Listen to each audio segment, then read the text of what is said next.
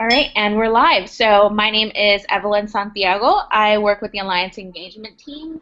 I work as an associate on the team, really focusing on youth engagement and youth involvement, as well as partnership management. Um, I'm up again. I apologize for being a icon today. I just got out of the hospital this morning, so I don't look my best. But oh, hi, John. That's our CEO, John, who just poked into the window. We're going to do introductions by saying our name, where we're from, and who a caring adult is in your life, and one fact about them. So, like I said, my name is Evelyn Santiago. I'm originally from Los Angeles, California, and my caring adult would be my cousin Sammy, and he is my caring adult because when I was younger, he knew that I needed someone to be there for me in terms of my education because my parents didn't know English, and he took his time every day to make sure that I got my homework done before he even got started on his. Okay, I'm Tanya, and I'm currently in Los Angeles. I was born in Downey, California, and raised in California. My role model has to be my older sister, Brenda. She has just been there for me through ups and downs. She's the one that encouraged me to pursue a higher education and pursue higher goals. And what else was the third one? You covered it all. Yeah, oh, okay. Yeah, my sister, she's like my role model. Hi everyone, I am Samira Bradford. I am from Houston, Texas, and I am currently in Houston, Texas. My caring adult would be Miss Carter. She was my 10th grade high school teacher, and all I knew was that when I wanted to grow up, I wanted to be just like her. Her passion for education, her passion for community, the community service project she had us do, was very new to me. And as a first generation college student, I see now that that's all that I live for. So just with her being a caring adult, she taught me how not just to receive, but to just actually give. And I admire her so much. I think this is like her 40th year in the field of education, and then that's what I want to follow. So Miss Carter, my 10th grade child development and education teacher, is my caring adult. Great. Matt? Hi, do you want us to introduce ourselves, Evelyn? Yeah. Okay, great. Hi, my name is Madeline Bean. I am an associate with the Alliance Engagement team here at America's Promise Alliance. I am from Indiana originally, and I went to school in Wisconsin. And a caring adult in my life would be a philosophy professor I had in college named Dr. Shu, because what she taught was about so much more than the course curriculum. It was about the kind developing us into the kind of people we wanted to be.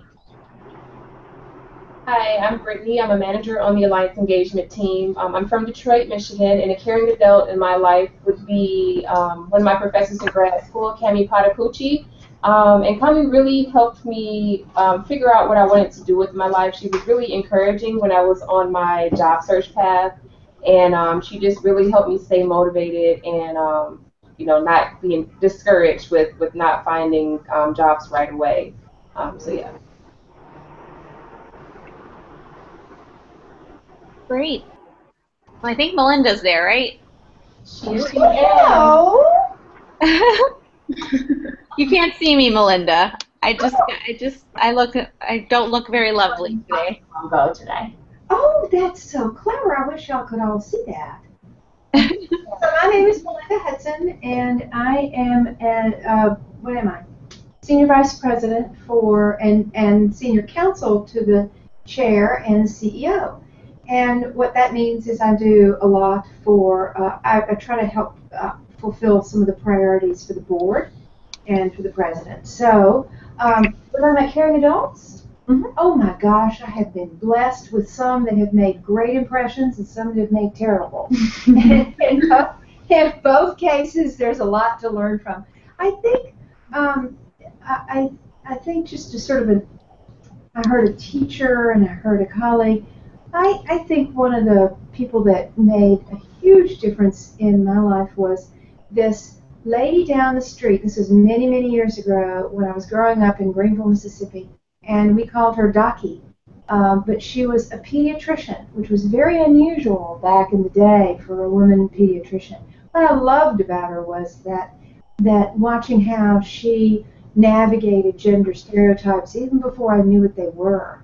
And she had to be very bold to have insisted on this path. And I've always loved Ducky, and I wish I could have carried her with me for everywhere I went. But when I finally grew up and moved off, the last I saw her.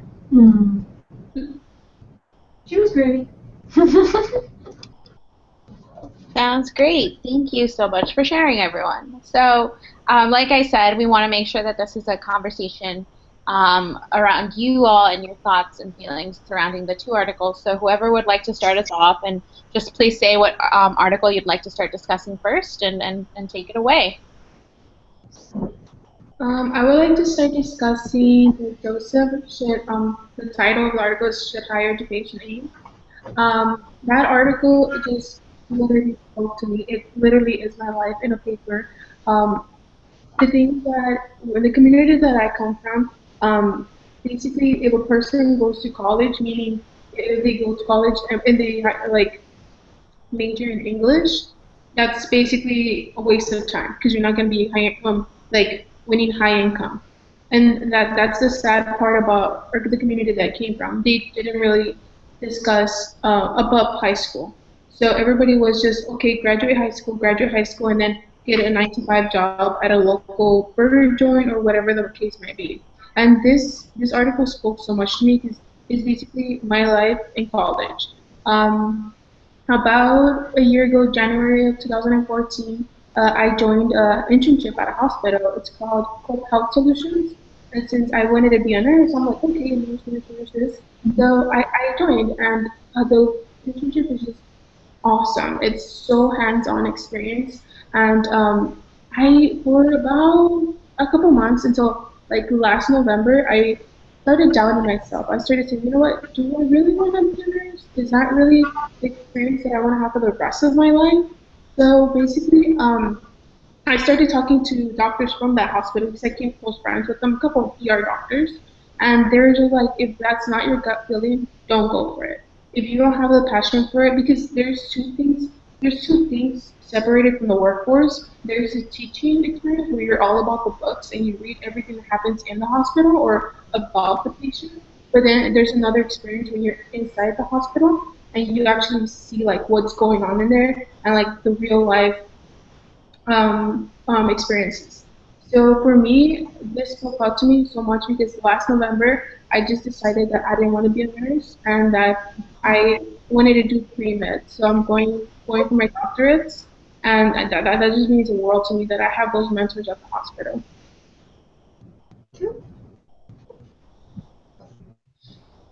That's great, Tanya.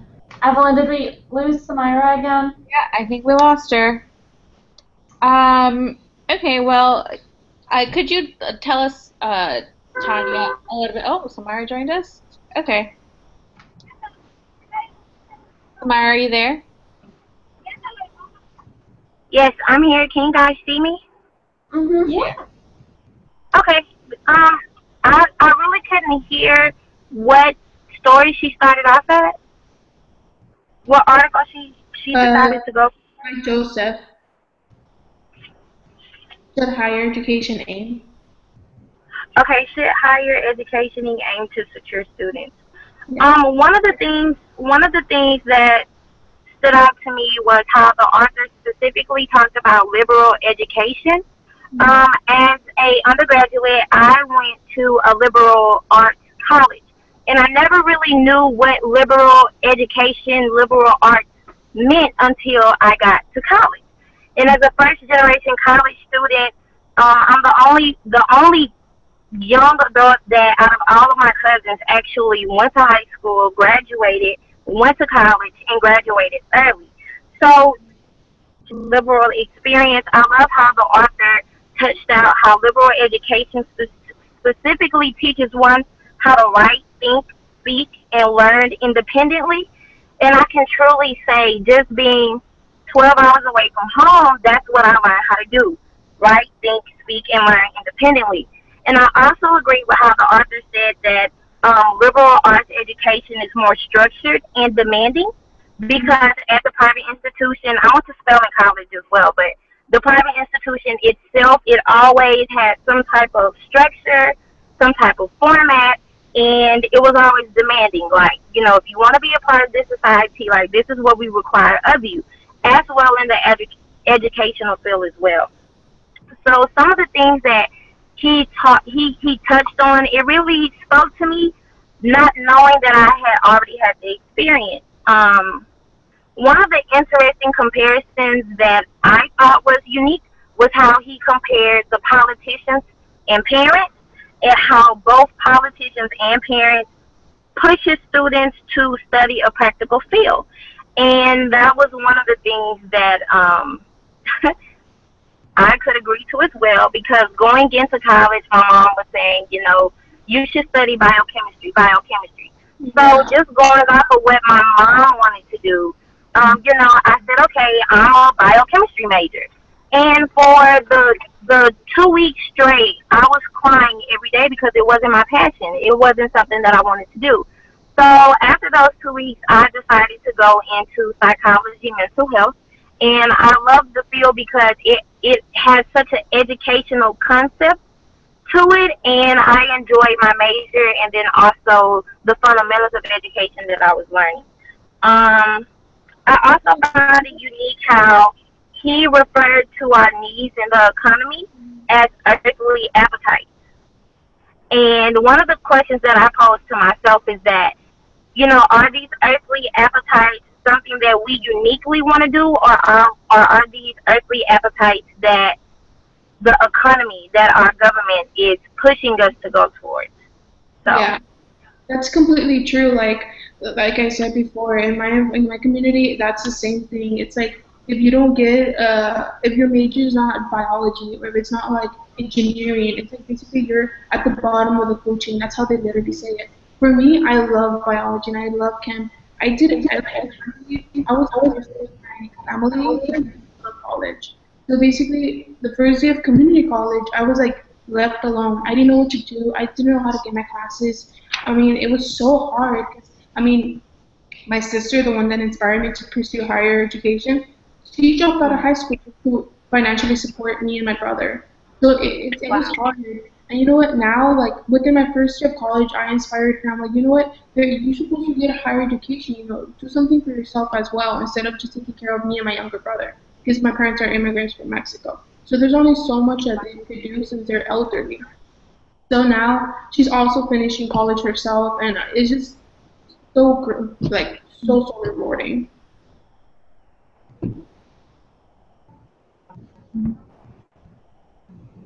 Do you think that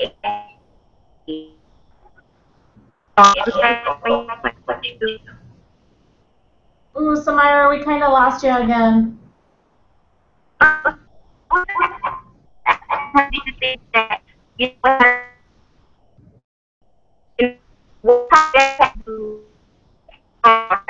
Samira, we really can't hear you right now.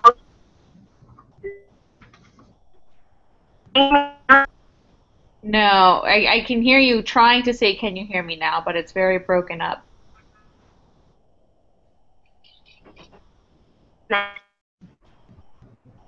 No, and your image disappeared as well.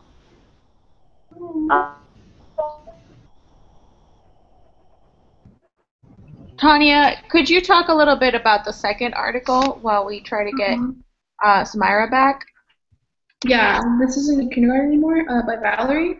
I like that article. It's agree to disagree. I like the fact that she has a career as a pediatric occupational therapist, so she actually knows what she's talking about. But the one thing I do not agree is with the electronics, as in the devices that the kids use, because, or for example, like they spend less time outside being physical, like having physical activity than being inside. Like they spend too much time inside the classroom. And I think that's great to a certain extent. I think they should just, how would I want to put it? Like, to have time, like, playground and have time to, like, to be in the class. And it also depends their age. Or, for example, her daughter was in kindergarten at the time, and she felt like she wasn't getting enough physical, like, not attraction, but like physical activity outside, so she can start knowing what the world is actually is before actually picking the books. So, that article was like a little bit disagreeable in a little bit because the way that she spoke about it, I guess it's the plot of her actual article, I didn't really agree for the same reason that kids should spend time studying in a way, but it also depends how they study in the class. Like, how are they getting their work implemented to them instead of actually just giving them papers and just saying, okay, here's the work, do it. You know? I think it just, there's just so many sides to go into this story.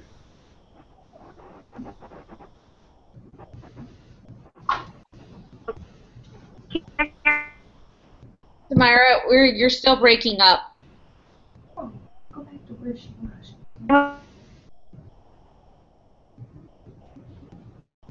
Okay, while we wait for her, Tanya, could you tell us a little bit about what you think that you would be able to bring to the table as a member of our board or a member of trustees? Personal experience, so much personal experience.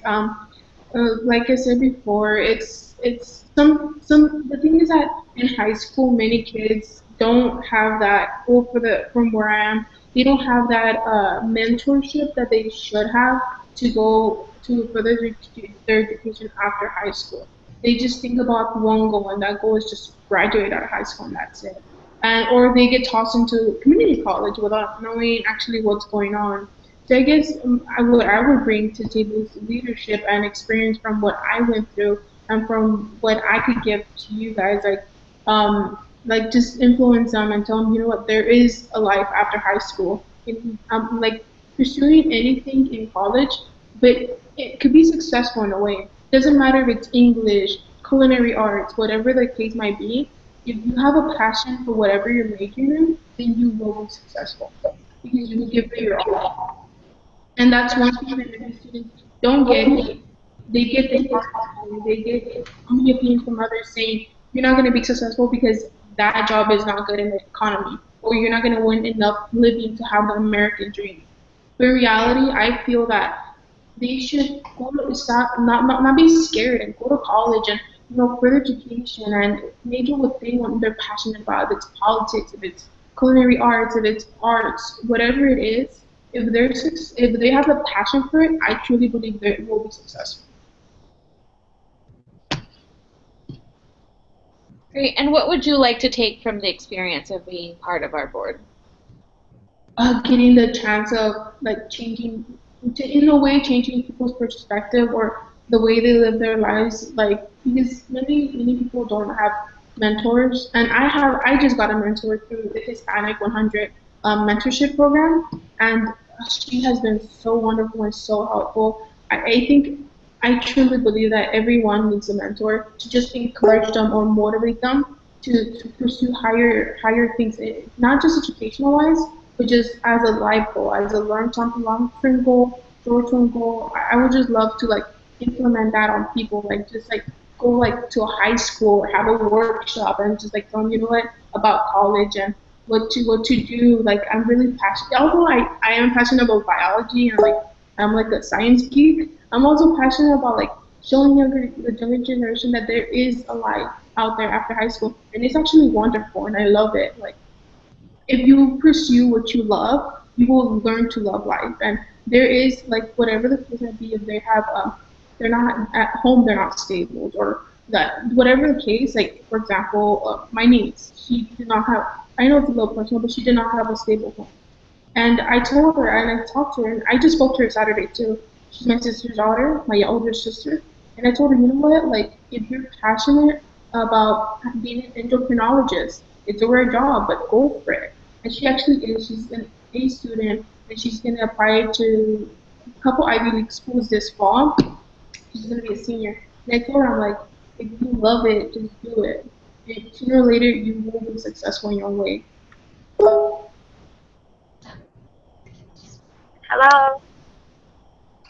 Gotcha. Myra, can you hear us? Yes, I can hear you guys.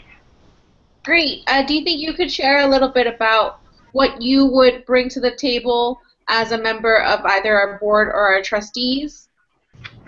Okay, sure. I think that I will be a great addition to the team because I believe that I can deliver extraordinary results. Just over, what specifically your description would be. That's what I've already have experience in, and then I also believe that I can make a great addition into to the data that needs to be collected. Just one of my current job description now as a CTL is getting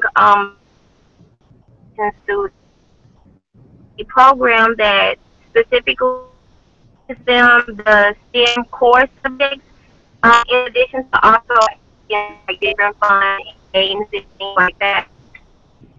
I think I can hands on working with our future generation and that will be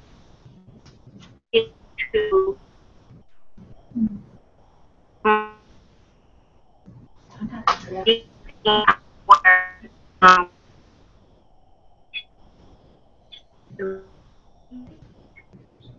Myra, we can't hear you.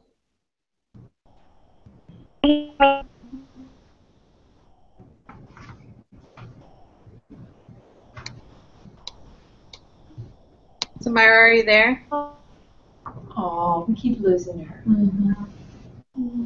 Bless her heart. Mm-hmm. Oh, there she is. But she's still frozen, it looks like. Oh, man. Yeah, that was happening to me on Tuesday. You have to download Google Chrome. Yeah, can you hear me? Yeah. Yeah. Google now.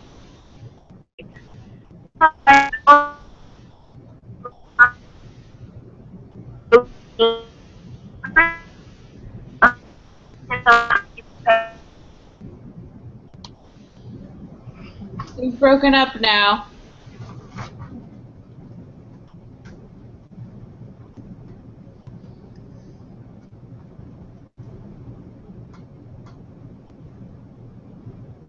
She looks frozen. Well, do you all have any additional questions for Tanya? If not, we can kind of wrap up. I'm all Any last questions? Nope. I don't really think so that I have. Okay, sounds great. Well, Tanya, we will be in touch regarding the position in the following month or so. Just keep an eye on your email, and we'll let you know our final decision and if there are any additional steps that you need to take. But we thank you for your time and your patience, and thanks for being flexible. Oh, thank you so much for giving me the opportunity to express myself. Hi. Oh! Yay! I'm sorry. I'm here. I don't know if I should keep going or if I should stop. I know that she wanted to talk about the other article, and I can do that as well. Well, we want to be able to wrap up because we did promise people that it would Okay. take 20 to 25 minutes. But if you Okay. could just if you have any final thoughts for us, we'd be, feel free to kind of say your last. If you want to answer the last question for us on what the board or the trustee position would give you or allow you to do, that would be great. Okay, I think that I would be a great addition to the team because I'm very service oriented and I carry great skills of leadership. I've been with my past job for about 8 or 9 months now as a CTL, which is a citizen teacher lead, and just the majority of the experience that I have gained and the skills that I have gained while being here is, being very diverse, being very service oriented, being very professional. And I think that those are some of the skills that I can bring to the board of leadership. And then also guiding my colleagues or guiding the other board of trustees. I'm very open into giving feedback, to giving suggestions. I'm very good at coming up with new ideas. And I think that once I'm given a task or a goal that needs to be accomplished, I'm very good at organizing, prioritizing what I need to do in order to make sure we have that goal completed and achieved. Sounds great. Thank you so much. So we're going to go ahead and let you go now. Like we Okay. said to Tanya, we will be following up in the next month or so regarding any next steps or other information that we might require from you. Okay, sounds great. Thank you so much for giving that Okay. opportunity. Thank you. Thank you guys, and I do apologize with No the problem. technical difficulties. And I hope you get better as well. It was nice meeting you guys. Thanks. Thank You you. too. Thank Take you. care. Bye Bye. bye. Bye. Do y'all want to hang tight for a little bit? Yeah. Okay. Okay. Give me one second.